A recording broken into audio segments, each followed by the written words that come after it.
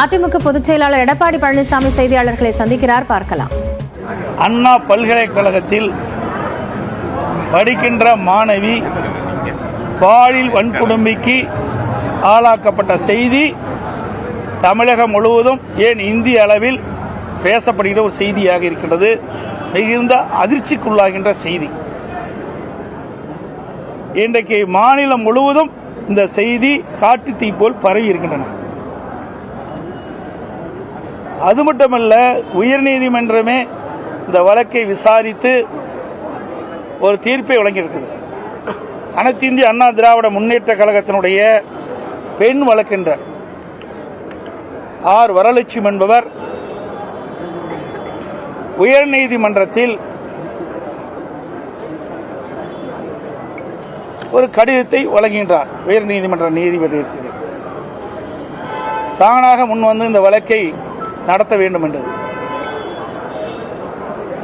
ஆனால் நீதி அரசர் அவர்கள் இதற்கு தலைமை நீதிபதியிடம் அனுமதி வாங்க வேண்டிய சூழ்நிலை இருக்கிறது என்று தெரிவித்தவுடன் பெண் வழக்கினர் சரஸ்வதி அவர்கள் உடனடியாக ரிட் மனு உயர்நீதிமன்றத்தில் தாக்கல் செய்யப்படுகின்றார். அந்த ரிட் மனு வழக்கை எடுத்துக்கொண்டு நீதியரசர் விசாரித்து ஒரு தீர்ப்பை வழங்கியிருக்கின்றார். அந்த தீர்ப்பில் 3 உயர் பெண் போலீஸ் அதிகாரிகள் இந்த வழக்கை விசாரித்து உரிய நடவடிக்கை எடுக்க வேண்டும் என்று தீர்ப்பளித்திருக்கின்றார். அதற்கு முன்பாக பல்வேறு முரண்பட்ட கருத்துக்கள் பத்திரிகையிலே, ஊடகத்தில் செய்திகள் வந்தவண்ண இருக்கின்றன. பாலியல் வன்கொடுமைக்கு ஆளாகப்பட்ட பெண் கொடுக்கப்பட்ட புகார் இன்றைக்கு ஊடகத்தின் வாயிலாக, பத்திரிகையின் வாயிலாக வெளிவந்தது எப்படி? இது ஒரு தவறான முன்னுதாரணமாகிவிட்டது. சட்டத்துக்கு புறம்பாக இது உள்ளது. எந்த ஒரு எஃப்ஐஆரும் வெளியிடக்கூடாது என்பது சட்டத்தினுடைய அம்சம். இருந்தாலும் இந்த பெண் பாலியல் வன்கொடுமைக்கு ஆளாகப்பட்ட பெண் கொடுக்கப்பட்ட அந்த புகார் எஃப்ஐஆர் வெளியிலே கசிந்து விட்டது. வெளியிலே செய்தி பரவலாக வந்துவிட்டன. அதில் வந்த செய்திகள் எல்லாத்துக்குமே நாடு பூரா வந்துடுது. எல்லாருமே பேசிட்டு இருக்கிறாங்க. அந்த செய்தியில அந்த பெண் சொல்றாங்க, அந்த சார் கூட கொஞ்ச நேரம் இரு அப்படின்னு சொல்றதாக செய்திகள். அந்த சார் யார்? அந்த சார் மக்கள் கேட்கின்றார். ஏன்னா குற்றவாளி தப்பிக்க கூடாது என்ற அடிப்படையில் தான் அனைத்து இந்திய அண்ணா திராவிட முன்னேற்ற கழகம் இந்த போராட்டத்தை முன்னிருந்து நடத்தி கொண்டிருக்கின்றது. அனைத்து இந்திய அண்ணா திராவிட முன்னேற்ற கழகத்துடைய நோக்கம் உண்மை குற்றவாளி தண்டிக்கப்பட வேண்டும். யார் அந்த சார்? அதற்கு இன்னும் காவல்துறையிடம் பதில் இல்லை. இதே உயர் காவல்துறை அதிகாரி சொல்கிறார், 100 எங்களுக்கு போன் வந்தது. அந்த புகாரின் அடிப்படையிலே அண்ணா பல்கலைக்கழகத்துக்கு செல்றோம். அந்த பாலியல் ஆளாக்கப்பட்ட பெண்ணும் அங்க இருக்கிற போஸ்ட் குழுவில் இடம்பெற்றிருக்கிற ஒரு பேராசிரியரும் சேர்ந்து இந்த புகாரை அளிக்கின்றார்கள் அப்படி என்று காவல்துறையுடைய ஆணையாளர் சொல்கிறார். அடுத்த நாள் உயர்கல்வித்துறை அமைச்சர் அவர் சொல்றார், அவர் அப்படி போஸ்ட் குழுவில் இருக்கிற உறுப்பினர் அப்படி புகார் கொடுக்கவில்லை என்று மறுக்கிறார். உண்மைக்கு காவல்துறை ஆணையாளர் அப்படி சொல்றார். 2ஆம் நாள் உயர்கல்வித்துறை அமைச்சர் அதை மறுத்து பேசுகிறார். இப்படிப்பட்ட சந்தேகங்கள்லாம் நிலவுகின்ற காரணத்தினால்தான், இதன் மூலமாக உண்மை குற்றவாளி தப்பித்து விடக்கூடாது என்பதற்காகத்தான் அனைத்து இந்திய அண்ணா திராவிட முன்னேற்ற கழகம் அந்த மாணவிக்கு நீதி கிடைக்க வேண்டும் என்ற அடிப்படையில் தான் நாங்கள் போராட்டம் நடத்துவோம். அதோட எங்களுடைய ஐடிவிங்கை சேர்ந்த நிர்வாகிகள் மக்களுக்கு விழிப்புணர்வு ஏற்படுத்த வேண்டும், உண்மை குற்றவாளி நாட்டுக்கு அடையாளம் காட்ட வேண்டும் என்ற அடிப்படையில் யார் அந்த சார் என்ற பதாகை ஏந்தி மக்களிடத்திலே அந்த விழிப்புணர்வு ஏற்படுத்தினார். அவர்கள் மீது பல்வேறு செக்ஷன்ல வழக்கு போட்டிருக்காங்க. இது கண்டிக்கத்தக்கது. இதில் என்ன தவறு இருக்கின்றது? யார் பேரை குறிப்பிடவில்லை. ஆனால் காவல்துறை ஆணையால் ஒருவர் தான் இதில் சம்பந்தப்பட்டவர் என்று அவர் குற்றம் சொல்கிறார், தகவல் தெரிவிக்கின்றார்.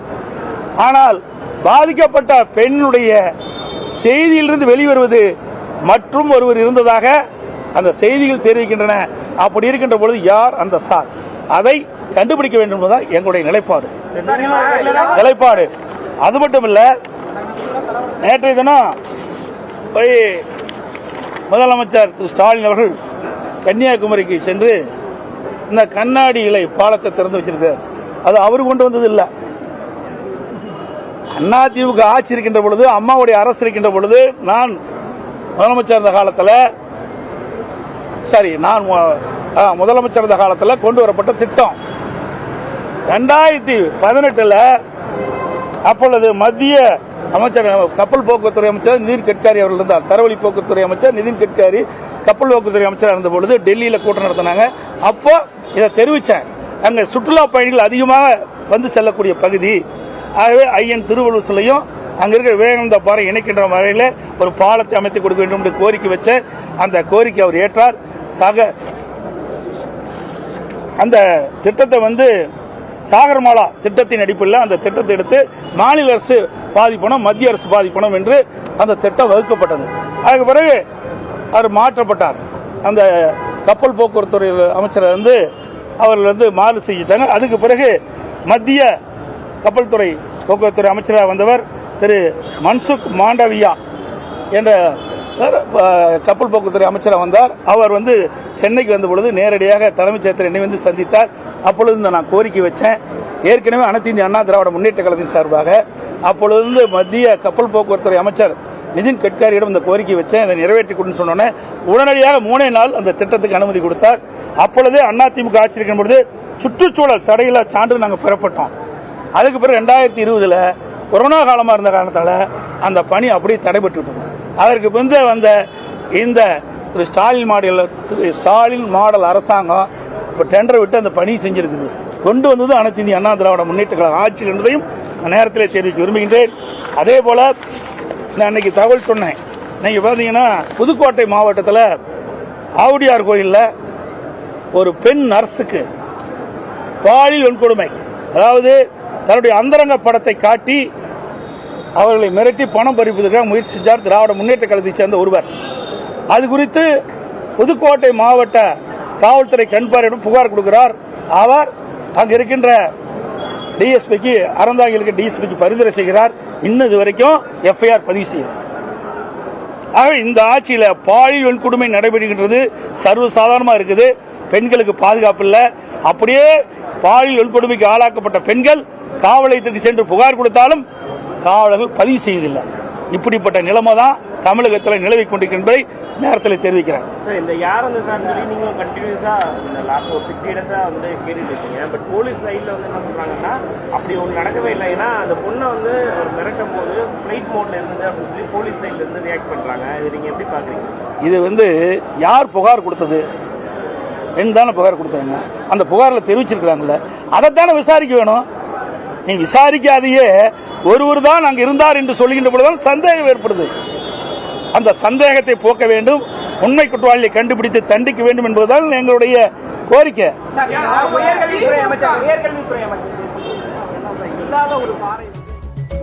அண்ணா பல்கலைக்கழக மாணவி வழக்கு விசாரணை தொடர்பாகவும் வழக்கில் குறிப்பிடப்பட்டுள்ள விவகாரங்கள் தொடர்பாகவும் பல்வேறு கேள்விகளையும் சந்தேகங்களையும் எடப்பாடி பழனிசாமி முன்வைத்து செய்தியாளர்களை சந்தித்திருக்கிறார். விவரங்களை பின்னர் பார்க்கலாம்.